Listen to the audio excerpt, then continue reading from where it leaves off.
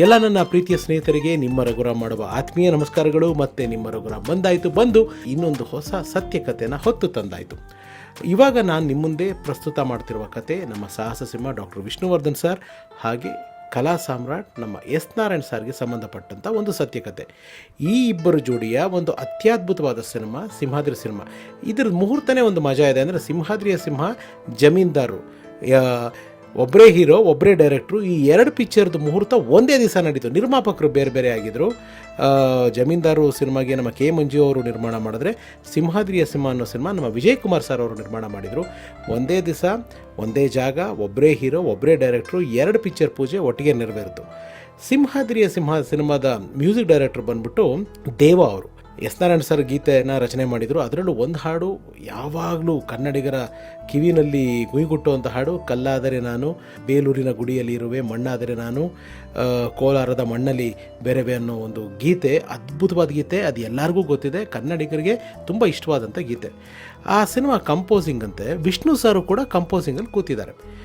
4 ಹಾಡು composing ready ಆಗೋಯ್ತು. 3 ಹಾಡು ಒಂದು ಮಲ್ನಾಡಡಿಕೆ, ಇನ್ನೊಂದು ಸಿಂಹ ಅನ್ನೋ ಒಂದು ಹಾಡು, ಇನ್ನೊಂದು ಪ್ರಿಯಾ ಅನ್ನೋ ಒಂದು ಹಾಡಿದೆ. ಈ 3 ಹಾಡು ಕಂಪೋಸಿಂಗ್ ಆಗೋಗಿದೆ ಡೇ 1. ವಿಷ್ಣು ಸರು ಕಂಪೋಸಿಂಗಲ್ಲಿದ್ದು ಟ್ಯೂನೆಲ್ಲ ಓಕೆ ಆಗಿದೆ, ಚೆನ್ನಾಗಿದೆ ಅಂತ ಹೇಳಿ ವಿಷ್ಣು ಸರು ಹೊರಟಿದ್ದಾರೆ. ನೆಕ್ಸ್ಟ್ ಡೇ ಅವ್ರಿಗೆ ಶೂಟಿಂಗ್ ಇತ್ತು. ಪರ್ವ ಅನ್ನೋ ಒಂದು ಸಿನಿಮಾ ಶೂಟಿಂಗಿಗೆ ವಿಷ್ಣು ಸರು ಹೊರಟಿದ್ದಾರೆ. ಇಲ್ಲಿ ಕಂಪೋಸಿಂಗಲ್ಲಿ ನಮ್ಮ ಮ್ಯೂಸಿಕ್ ಡೈರೆಕ್ಟರ್ ಆದ ದೇವ ಅವರು, ಎಸ್ ನಾರಾಯಣ್ ಸರು ಕೂತಿದ್ದಾರೆ. ನಾರಾಯಣ್ ಸರ್ಗೆ ಈ ಪಲ್ಲವಿದು ವಿತ್ ಟ್ಯೂನ್ ಜೊತೆಗೆ, ಯಾಕೆಂದರೆ ನಾರಾಯಣ್ ಸರ್ಗೆ ತುಂಬ ಅದ್ಭುತವಾದ ಒಂದು ಮ್ಯೂಸಿಕ್ ಸೆನ್ಸ್ ಇದೆ. ನಮ್ಮ ಕನ್ನಡ ಚಿತ್ರರಂಗದಲ್ಲಿ ಸಾಕಷ್ಟು ದಿಗ್ಗಜರಿಗೆ, ನಿರ್ದೇಶಕರಿಗೆ ಆ ಸೆನ್ಸ್ ಇದೆ. ಅದರಲ್ಲಿ ನಾರಾಯಣ್ ಸರ್ ಕೂಡ ಒಂದು ಪ್ರಮುಖರು ಅಂತ ಹೇಳಿದ್ರೆ ತಪ್ಪಾಗಲ್ಲ. ಅವರು ಸಾಕಷ್ಟು ಚಿತ್ರಗಳಿಗೆ ಸಂಗೀತ ನಿರ್ದೇಶನ ಕೂಡ ಮಾಡಿದರು ನಾರಾಯಣ್ ಸರ್. ಅವರು ಒಂದು ಪಲ್ಲವಿ ಜೊತೆ ಈ ಸಾಲುಗಳನ್ನ ಬರ್ಕೊಂಡು ಬಂದು ದೇವ ಅವ್ರ ಮುಂದೆ ಹೇಳಿದ್ರಂತೆ. ದೇವ ಅವರು ಬ್ಯೂಟಿಫುಲ್ಲಾಗಿ ಅದನ್ನು ನುಡಿಸಿ ಅದನ್ನು ಕೇಳಿದಾಗ ನಾರಾಯಣ್ ಸರ್ಗೆ ಇಷ್ಟು ಚೆನ್ನಾಗಿದೆಯಾ ಈ ಸಾಹಿತ್ಯ ಅಂತ ಅವ್ರಿಗೆ ಒಂದು ಶಾಕ್ ಆಯ್ತಂತೆ. ಅದನ್ನು ಕೇಳ್ತಾ ಇರೋಂಗೆ ವಿಷ್ಣು ಸರ್ಗೆ ಇದನ್ನು ಕೇಳಿಸೋಣ ಅಂದ್ಬಿಟ್ಟು ಫೋನ್ ಮಾಡಿದ್ದಾರೆ. ವಿಷ್ಣು ಸರ್ ಫೋನ್ ಎತ್ಕೊಂಡಿದ್ದಾರೆ. ಸರ್ ನಮಸ್ಕಾರ, ಶೂಟಿಂಗಲ್ಲಿದ್ದೀರಾ, ಶಾರ್ಟಲ್ಲಿದ್ದೀರಾ? ಇಲ್ಲ ನಾರಾಯಣ್ ಅವರೇ, ಹೇಳಿ, ಪರವಾಗಿಲ್ಲ.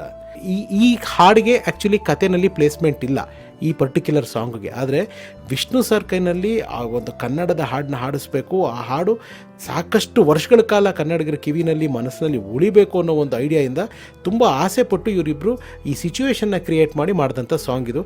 ಸರ್ ಪಲ್ಲವಿ ರೆಡಿ ಆಯಿತು, ರಫ್ ಆಗಿ ದೇವ ಅವರು ನುಡಿಸಿ ಹಾಡ್ತಾರೆ, ಕೇಳಿ ಅಂದ್ಬಿಟ್ಟು ಫೋನ್ ಹಾಗೆ ಕಿವಿ ಹತ್ರ ಇಟ್ಕೊಳ್ಳಿ ಅಂದ್ಬಿಟ್ಟು ದೇವ ಅವರು ನುಡಿಸಿದ್ದಾರೆ.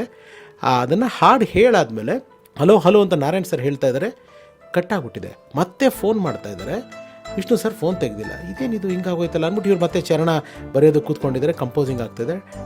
ರೂಮ್ ಡೋರ್ ನಾಕ್ ಆಗಿದೆ. ನೋಡಿದ್ರೆ ವಿಷ್ಣು ಸರ್ ಬಂದ್ಬಿಟ್ಟಿದ್ದಾರೆ ಅಲ್ಲಿಗೆ. ಶೂಟಿಂಗಿಂದ ಬ್ರೇಕ್ ತೊಗೊಂಡು ಆ ಒಂದು ಚಿಕ್ಕ ಮಕ್ಕಳು ಹೇಗೆ ಅವ್ರಿಗೆ ಇಷ್ಟವಾಗಿರೋ ವಸ್ತು ಕೊಡಿಸ್ದಾಗಲೋ ಅಥವಾ ನೋಡಿದಾಗಲೋ ಕುಣಿದು ಕುಪ್ಪಳಿಸ್ತಾರೆ, ಅಷ್ಟು ಸಂತೋಷಪಟ್ಟರಂತೆ ವಿಷ್ಣು ಸರ್ ಆ ಸಾಹಿತ್ಯನ ಕೇಳಿ, ಆ ಹಾಡನ್ನ ಕೇಳಿ. ಇದು ತುಂಬ ವರ್ಷಗಳ ಕಾಲ ಕನ್ನಡಿಗರ ಮನಸ್ಸಿನಲ್ಲಿ ಉಳಿಯುತ್ತೆ. ನನಗಿಂತ ಒಂದು ಕನ್ನಡದ ಬಗ್ಗೆ ಹಾಡನ್ನ ಕೊಟ್ಟಿದ್ದಕ್ಕೆ ನಿಮಗೆ ತುಂಬ ಥ್ಯಾಂಕ್ಸ್ ಅಂತ ಹೇಳಿ ನಿರ್ಮಾಪಕ ವಿಜಯ್ ಕುಮಾರ್ ಅವರು ಒಂದು ದೊಡ್ಡ ಬಹುಮಾನನೇ ಕೊಟ್ಟಿದ್ದಾರೆ ಎಸ್ ನಾರಾಯಣ್ ಅವರಿಗೆ ಆ ಸಾಹಿತ್ಯನ ಕೇಳ್ಬಿಟ್ಟು. ಇದು ನಡೆದಂಥ ಇತಿಹಾಸ. ಇದೆಲ್ಲ ಆಯಿತು, ಸಿನಿಮಾ ರಿಲೀಸ್ ಆಯಿತು, ಸೂಪರ್ ಡೂಪರ್ ಹಿಟ್ ಆಯಿತು. ಇತ್ತೀಚೆಗೆ ಅಂದರೆ SPB ಸರ್ ಕಾಲವಾಗೋಕ್ಕೆ ಕೆಲವು ವರ್ಷಗಳ ಮುಂಚೆ ಬೆಂಗಳೂರು ಏರ್ಪೋರ್ಟಲ್ಲಿ S Narayan sir SPB sir ಇಬ್ಬರು ಒಬ್ರನ್ನೊಬ್ರು ಭೇಟಿಯಾಗಿದ್ದಾರೆ. ಒಂದೇ ಫ್ಲೈಟಲ್ಲಿ ಟ್ರಾವೆಲ್ ಮಾಡಿದ್ದಾರೆ. ಟ್ರಾವೆಲ್ ಮಾಡ್ತಾ ಅಲ್ಲಿ SPB ಸರು ನಾರಾಯಣ್ ಸರ್ಗೆ ಹೇಳಿದಂತೆ, ನೀವು ನಂಬಲ್ಲ ನಾರಾಯಣ್, ಅಬ್ರಾಡಲ್ಲಿ ನಾನು ಎಲ್ಲೇ ಶೋ ಮಾಡಲಿ ಈ ಹಾಡು ಹಾಡದೆ ಸ್ಟೇಜಿಂದ ಕೆಳಗಡೆ ಇಳಿಯೋಕ್ಕಾಗೋದಿಲ್ಲ. ಯಾಕೆಂದರೆ ಪ್ರತಿಯೊಬ್ಬ ಕನ್ನಡಿಗನೂ ಅಷ್ಟು ಆಸೆ ಪಟ್ಬಿಟ್ಟು ಕೇಳುವಂಥ ಗೀತೆ ಈ ಗೀತೆ. ಅದೇ ಕಲ್ಲಾದರೆ ನಾನು ಬೇಲೂರಿನ ಗುಡಿಯಲ್ಲಿ ಇರುವೆ, ಮಣ್ಣಾದರೆ ನಾನು ಕೋಲಾರದ ಮಣ್ಣಲ್ಲಿ ಬೆರೆವೆ. ಎಂಥ ಅದ್ಭುತ ಹಾಡು, ಎಂಥ ಸಾಹಿತ್ಯ. ಕಲ್ಲಾದರೆ ನಾನು ಬೇಲೂರಿನ ಗುಡಿಯಲ್ಲಿ ಇರುವೆ.